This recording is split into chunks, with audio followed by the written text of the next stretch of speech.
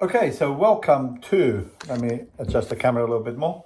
Welcome to day 3 of me trying to become a better communicator, but just rolling out these videos. So my goal is to make 100 videos so that I can better formulate my message and become, more used to speaking on these videos. So today I want to talk about another common objection I get when I say we should all become free. Because a lot of people think that freedom is a solution is the same as with anarchism. So that there's no government, there's no rule of law, there's no, so we do what we want because we're free. And that's not the case at all. If anything, it's further from the truth. So the only thing I'm advocating for is for one law. That one law is no one can do anything unto anyone else without their permission.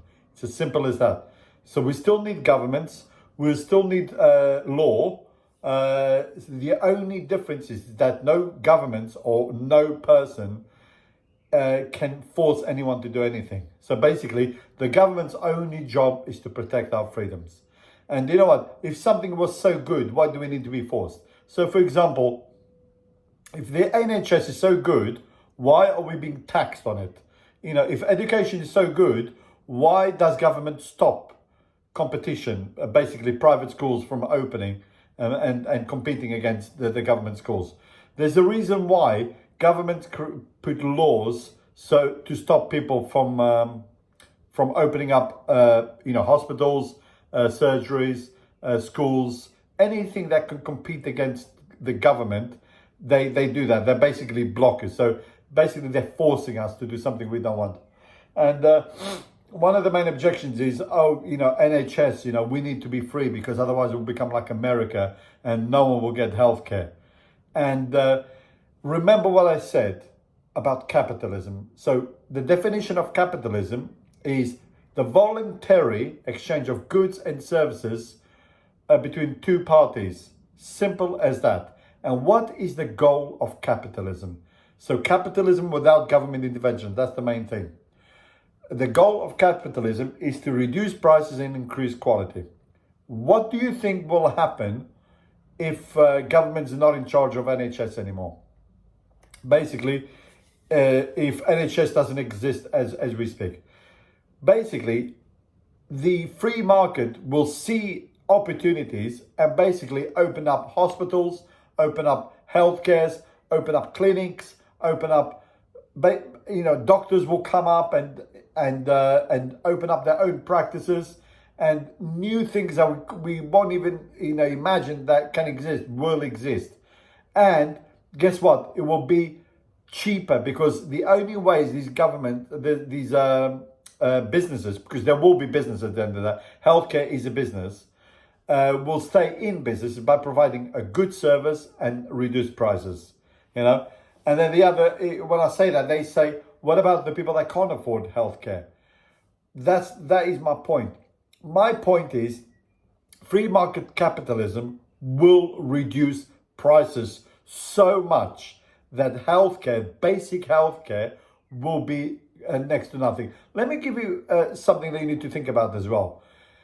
Today, with the NHS, do you think the elites, the rich people, the politicians, do you think they use the NHS? Just think about that.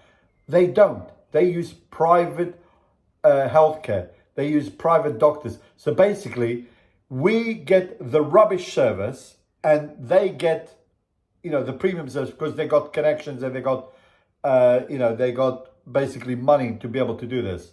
So with freedom, the costs of healthcare will reduce so much that we will be able to get amazing healthcare, much better healthcare than what we get today, even private healthcare, at really reduced prices, at like next to nothing.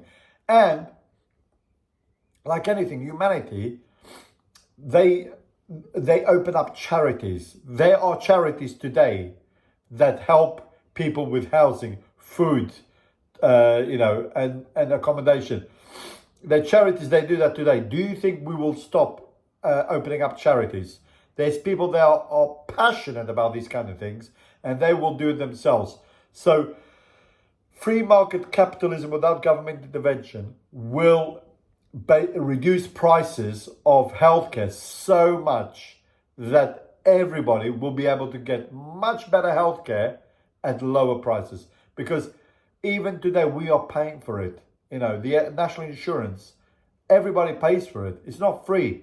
National healthcare, people say it's free, but it's not free. We all pay for it, and we are getting rubbish service. Today, you go to A&E, and you will stay there 3 or 4 hours before you even seem to.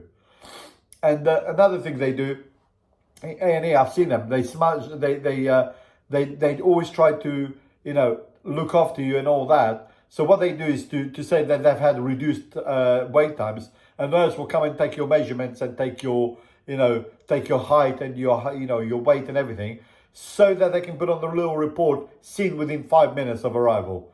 You know, that's rubbish. That's not right. Governments are incentivized to lie. They are incentivized to basically sell you that the national health care is a right that we all have. We pay for it, and we are getting rubbish service.